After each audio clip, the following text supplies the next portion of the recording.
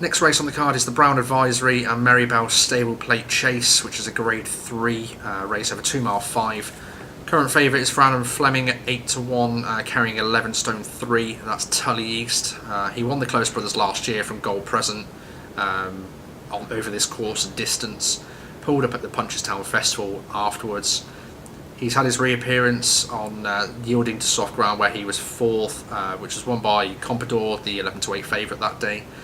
6th here out of 17 on soft ground in the Grade 3 when beaten by Splash of Ginge, and with the ill-fated Starkitect back in 2nd, which was a shame because I was really getting quite behind Starkitect to run a big race here this year at the festival, but sadly that won't be happening.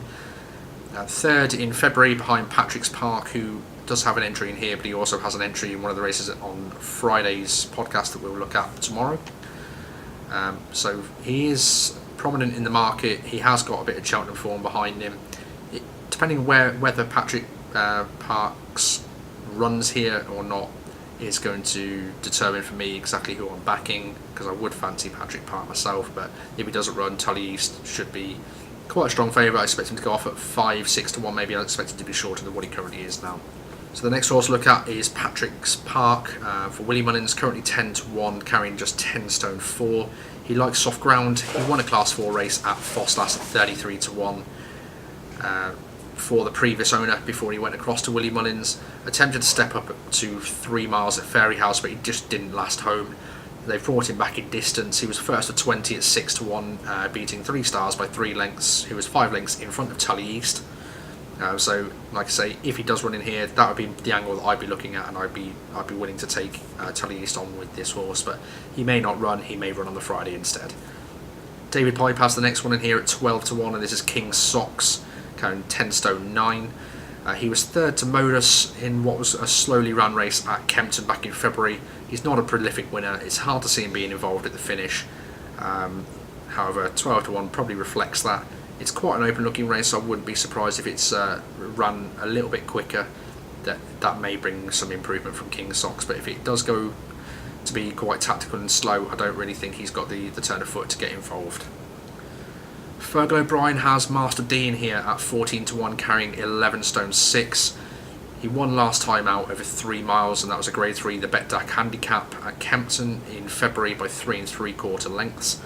Been placed on most starts over this distance, but he's never run at Cheltenham before, so although Cheltenham form doesn't mean it's the be all and end all, it's certainly something that I like to look into. I'm not saying that he's not going to be involved due to that. I think he probably is quite a big player in here if the undulations of Cheltenham don't cause any problems at all. Richard Hobbs has one in here at 20 to 1, carrying 11 stone 7, and that is Shantou Flyer.